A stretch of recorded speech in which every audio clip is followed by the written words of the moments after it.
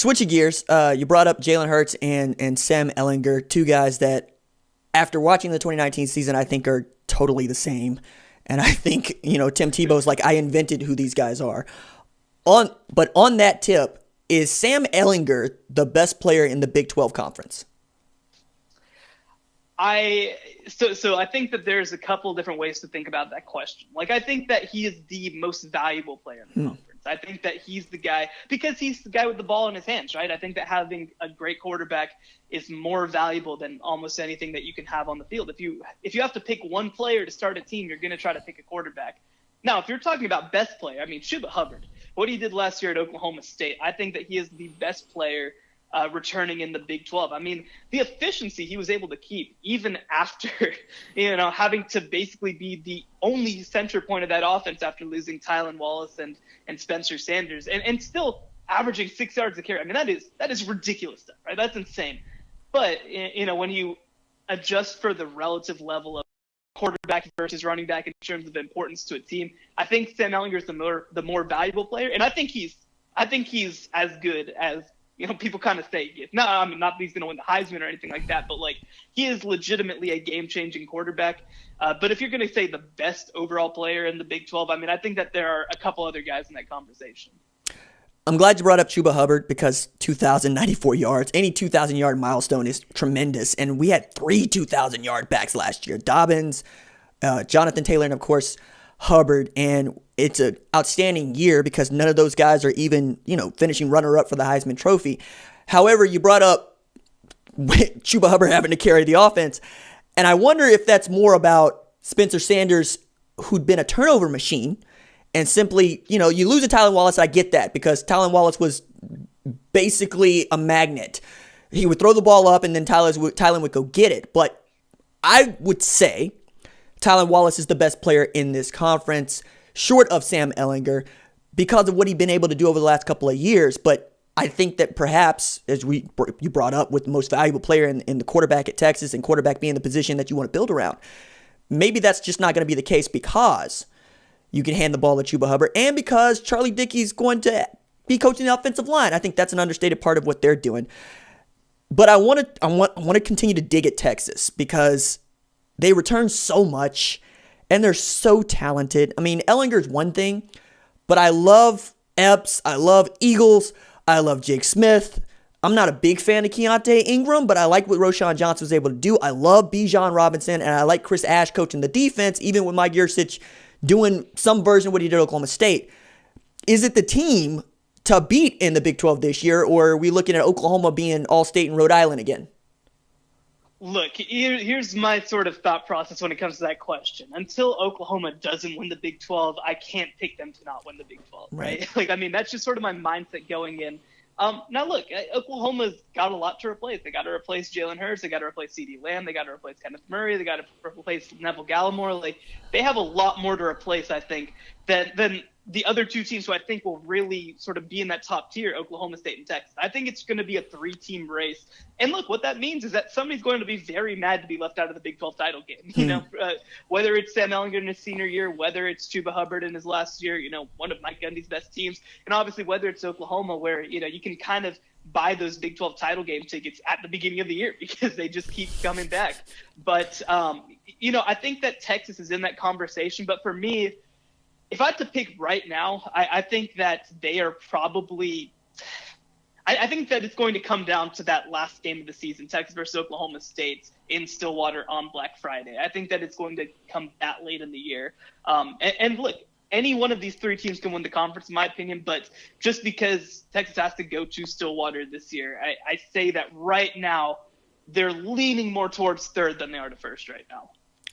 I'm interested in Texas's defense, not just because Chris Ash is coming in and basically Tom Herman is trying to recreate some sort of magic that he had at Ohio State, even if he's not the play caller, with Ash calling the shots on defense. But they return a bunch of guys that got playing time that didn't expect to get playing time. They get a healthy Caden Stearns back. I love Deshaun Jameson. I like Anthony Cook. I think that Tyler Owens is a star waiting to happen. Is it going to challenge for the best defense in the Big 12 this year. Even as, Kansas State's going to be Kansas State. Texas Christian's always Texas Christian. And I'm not sure what Dave Aranda thinks he's going to be able to do, but you want to bet on him because he's a great strategist. But I don't know enough about what they return after watching what they lost. Yeah, well, I'll say that I don't think that Baylor's going to be in the conversation for best defense necessarily. It's just going to take time. They lose 9 starters on defense. There's a ton of talent behind them, and they're going to rotate a lot, which I think will help. But I don't see them being in that conversation. But to me, I mean, when you look at the defensive backfield that TCU has right now, I think that they are probably the best defense in the conference next year. And look, when you have Gary Patterson, it's always going to be that conversation, right? It's always going to be, okay, maybe they're a piece away. Maybe they're the guys of being the best defense in the conference and one of the best in the country. Now, Texas, again, the talent is obvious, right? The talent is completely obvious. They still had a lot of issues at cornerback last year, and you do bring everybody back, but you still have to get a little bit more sort of a judge of their production before you can really say anything definitive. Look, I mean, I'm very curious to see how their move to a 4-man front ends up affecting things because I was very unimpressed by their pass rush last year. They got a lot of talented guys out there, but it just never really came together. And now with the issues that they have at linebacker too, you thought maybe Joseph Osai was going to be able to just be sort of a rusher, which I think would be a good fit for him. But now he might have to come back and play linebacker because they're just so shallow at that position. They got all the pieces. I mean, obviously, nobody needs to tell anybody how good Texas recruits. But until I sort of see some of that production from specifically D end, before I see the depth at linebacker and before I see the performance at cornerback, I just can't have them in that conversation quite yet.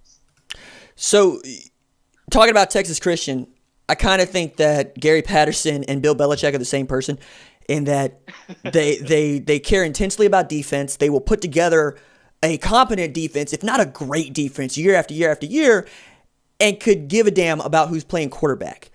I say that because Bill Belichick's like, cool, you want to walk, Tom? Walk. Fine. I'll find somebody else. And you know what? I'm not in a hurry to find your heir apparent because I want a playoff game with Vinny Testaverde throwing more touchdowns or more interceptions than touchdowns with the Browns. I'm not really interested in who my quarterback is. And for Texas Christian, we always say they're a quarterback away. They've been a quarterback away basically forever. And when Trayvon Boykin had a great season, they were unstoppable. They got shafted out of being able to play in the playoff. So I'm always looking at them going, yes, Ross Blacklock probably needed to come back. Losing LJ Collier hurt more than I thought it would for them. But I got a hard time betting against Sweaty Gary if Max Duggan is worthwhile. And I don't know if I have Sonny Cumbie to blame for that or Max Duggan. But then again, Max Duggan had to call Gary Patterson up and ask him if he could come visit. So, I don't know what to do with that team because they just don't care about the most important position on a football field. Yeah, well, the thing that I think is most damning about that team, the 2019 team specifically, is that they have like 6 or 7 guys who might be top 60 draft picks. Yes. That's insane. To look at all the talent that they're losing from that team, obviously Lucas Niang gets hurt. That's sort of the thing that happens. I think that both those running backs, Shewell Onalua and Darius Anderson, could be guys that last in the NFL for a long time.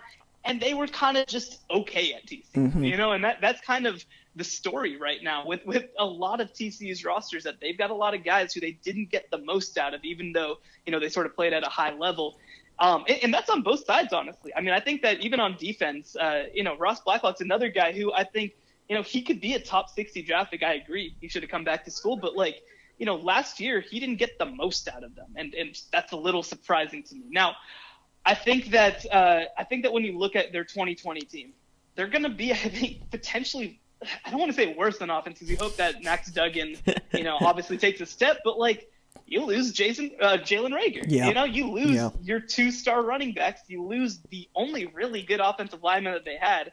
And look, I am still very much on the fence about Max Duggan. I think that he's got a lot of tools, but the fact that he has to play last year at all when he is clearly so raw, that's a bad situation for me. And I think that Sonny Cumbie's a good coach, but I just don't know if he's a good fit for what they have. And on top of that, I just am curious how much Gary is kind of in Sonny Cumbie's ear telling him, I want you to play like this. I don't want you to play like this. I don't want you to do this. It's just hard to really know.